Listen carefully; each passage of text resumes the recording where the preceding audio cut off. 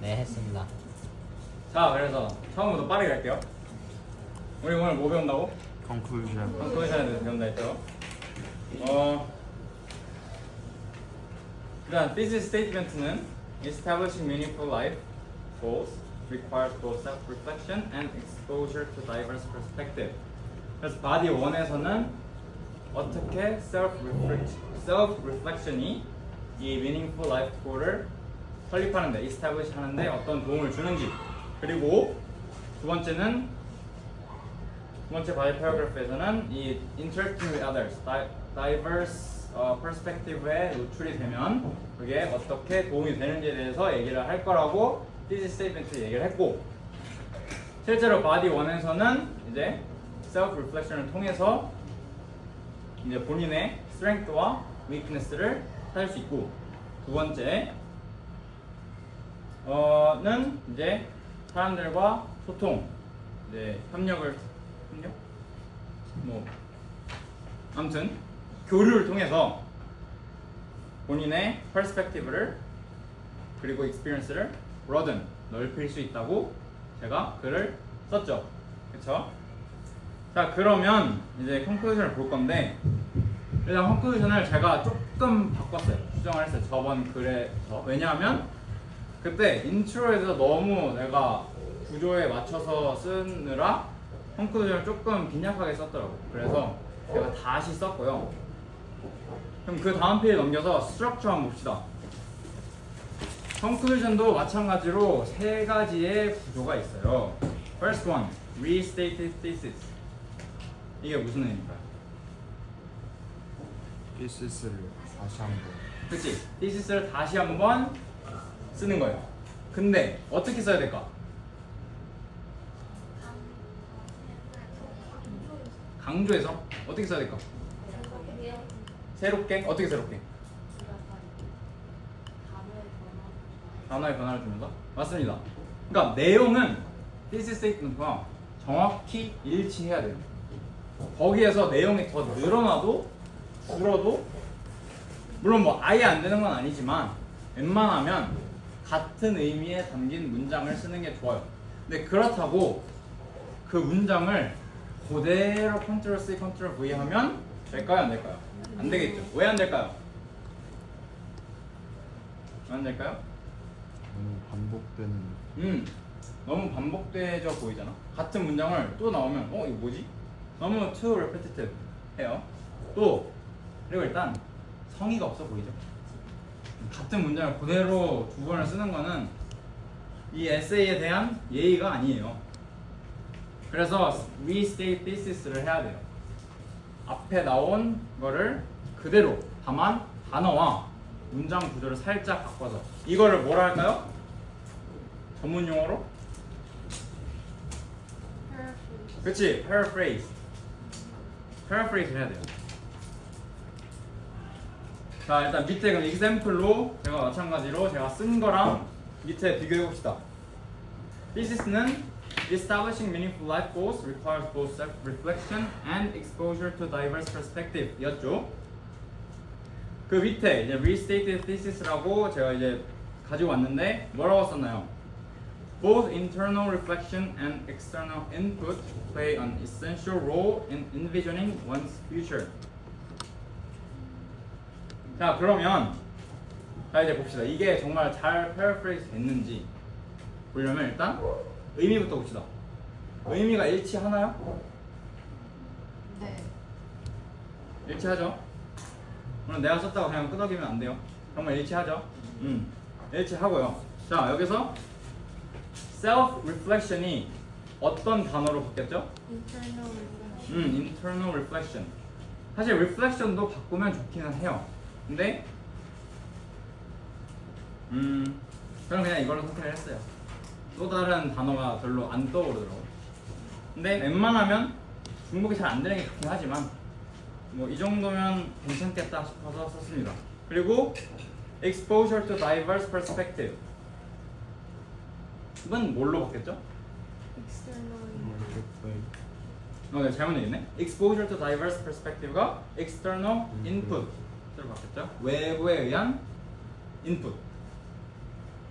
시 자, require가 그러면 뭘로 바뀌었을까? 그죠? play an essential role 이런 식으로 바뀌었죠. 요구가 된다는 이제 중요한 역할을 한다와 뭐 유사한 의미를 가지고 있다고 볼 수 있겠고요. 그리고 마지막으로 establishing meaningful life goals가 뭘로 바뀌었나요? essential role. establishing meaningful life goals. 자신의 이 life goal을 설립하는 것은 envisioning one's future로 바뀌었죠. 이렇게 저는 이제 아예 맨 앞에 쓰인 주어를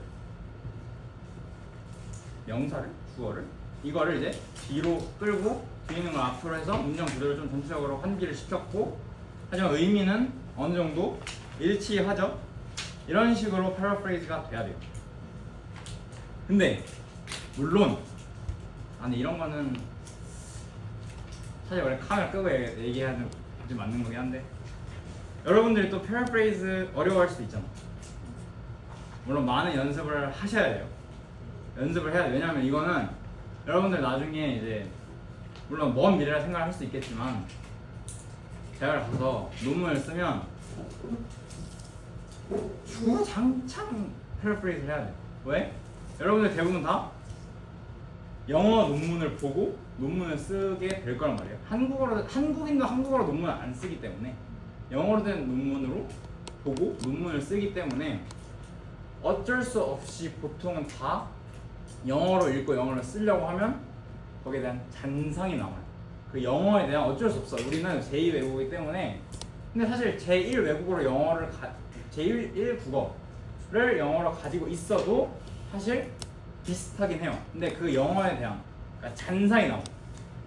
그 사람이 썼던 그 단어, 그 사람이 썼던 그 문장 구조가 그대로 잔상이 나와서 본인의 글에 영향을 줄 확률이 높아요. 그렇게 되면 어떤 문제가 돼요?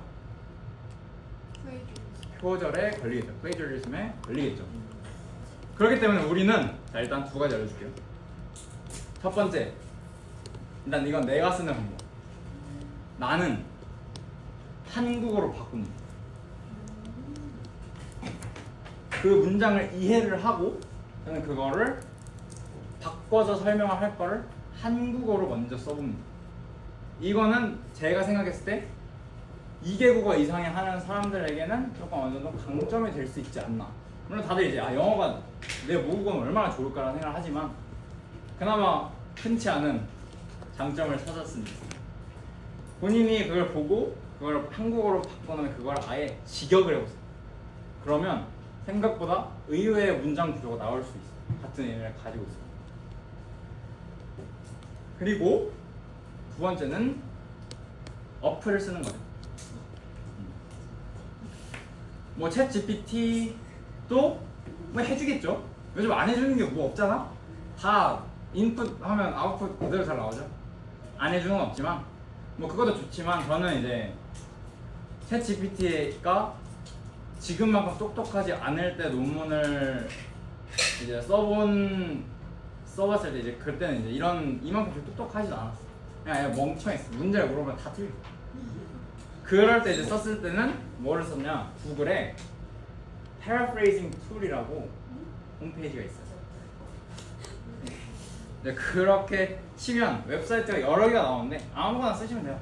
거기에 이제 본인이 이제 패러프레이즈 하고 싶은 문장을 넣고 그거를 돌리면 전혀 다른 단어들과 근데 조금 단어 수준이 많이 쉬워지더라. 그거에 대한 단점이 있어. 그러니까 갑자기 대학교 논문을 넣었는데 아웃컴이 중학교가 쓴 것 같은 느낌? 그러니까 그걸 이제 적절히 그냥 문장 구조만 뭐 다운하든지 적절히 그건 쓸 필요가 있어 보이긴 한데 뭐 쓰시는 거 뭐 어떻게 말할 거예요? 쓰세요. 나는 뭐 그런 거 빌리는 것도 나쁘지 않다고 생각합니다. 뭐 어차피 챗GPT한테 모든 글을 써달라고 하시진 않겠죠. 그럴 사람은 없다고 생각하고 뭐 그 정도의 도움을 받는 거는 나쁘지 않지 않을까 싶습니다. 자 그러면 이제 대충 어떻게 하는지 알겠죠? 그럼 결국은 뭐다? 눈에 얘기했듯이 이 결국 에세이를 좀 깔끔한 구조로 쓰려면 thesis statement가 잘 잡혀 있어요. 그게 잘 잡혀 있어야 인트로도 마무리가 깔끔하고 콘클루전도 깔끔하게 시작을 해요. 우리 보통 막 콘클루전에 시작하는 이제 흔히 많이 쓰는 그 트랜지션 월드가 뭐가 있을까? in conclusion. 또 이게 제일 많이 씁니다. Therefore는 뭐 되긴 하지만 살짝 약하고 총 많이 쓰는 게 이제 to sum up 이런 식으로. 일단 to sum up 여기다 이제 요약을 하겠다고 이제 선포를 하고 들어가는 거예요. 그러려면 이 thesis statement를 무조건 다시 paraphrasing 해줘야. 왜냐면 to sum up 하고 막 주저리 어차피 뒤에 또 서머리 들어가긴 할 거지만 주저리 얘기를 해버리기 시작하는 것보다는 앞에 일단 깔끔하게 한번 정리를 해주고 뒤에서 조금 늘려서 설명을 해주는 게 더 깔끔합니다. 다음은 이게 뜻이 서머리. 서머리 그럼 뭐가 들어갈까? 어떤 내용이 들어갈까? 서머리.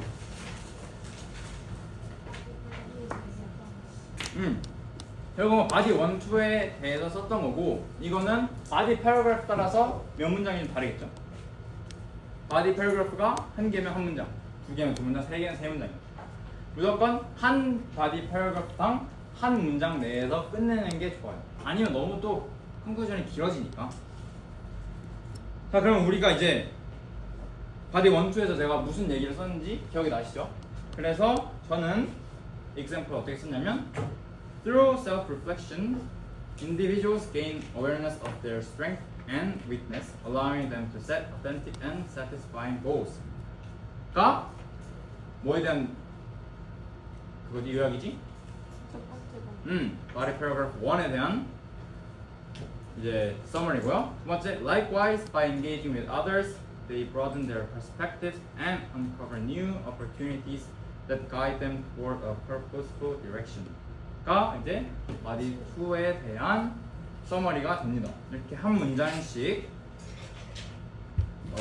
깔끔하게 서머리를 해주면 좋고요. 마지막으로는 이제 메시지. 이거는 사실 여러분들이 내가 이제 처음 이제 여러분들의 처음 그냥 단순히 서머리하고 본인의 생각을 썼던 거에서 한번 넘어갔던 그 글에서도 내가 계속 이제 사회에 던질 수 있는 메시지를 생각을 해라 말씀을 드렸듯이 이걸 이제 이때 쓰는 겁니다. 마지막에 생각을 할 수 있는 여지나 아니면 마지막에 임팩트를 주고 끝내는 거죠. 발표에서는 뭐 이제 질문 이런 식으로 끝낼 수 있겠지만 뭐 보는 사람들한테 독자들한테 이런 식으로 해라 라고 어떤 행동을 하도록 요구할 수도 있고 아니면 이런 걸 생각해 볼 필요가 있다 라고 이제 생각의 여지를 남겨두는 것이 좋을 것 같습니다. 그래서 저는 most importantly, defining one's life purpose is steadily working towards it requires patience, persistence, and sincere effort. 그러니까 많은 노력이 필요합니다. In the midst of life's uncertainty, 우리가 굉장히 불확실한 인생을 살고 있기 때문에 discovering a meaningful goal and striving consistently towards it is not only beneficial but necessary. 그렇기 때문에 이제 명확한 목표를 세워두고 나아가는 것이 좋을 뿐만 아니라 반드시 필요하다, 필수적이다 라고 저는 글을 끝냈습니다. 감이 오시나요? 안 오겠죠. 어느 정도 본인이 이제 여기처럼 글을 잘 써서 본인의 글이 어느 정도 완성이 되어 가는 친구들한테는 뭐 이제 감이 오지. 근데 아직 많은 분들이 마땅한 thesis statement도 찾지 못하신 게 사실 현실일 겁니다. 특히 이제 세인이가 이제 본인의 그거를 찍어서 보내줘가지고 이제 제가 뭐 하라 했죠? 뭐 해오라 했지? 예? 제가 뭐 해오라 했어요? 브레인스토밍 해오라고 말씀을 드렸죠. 여러분들 글을 쓸 때는 사실 영상을 보면서 왜 웃고 있는가? 사실 뭘 하고 있는가? 글을 쓸 때는 가장 중요한 것은 브레인스토밍. 이 글을 아예 시작도 하기 전에 본인이 무엇을 얘기를 할지 명확한 가닥과 구조가 정해져 있어요.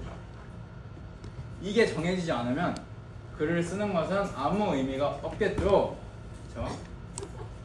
그렇기 때문에 여러분 브레인스토밍에 여러분들의 노력을, 글 쓰는 노력을 100이라고 생각하시면 50은 가져가셔야 돼요.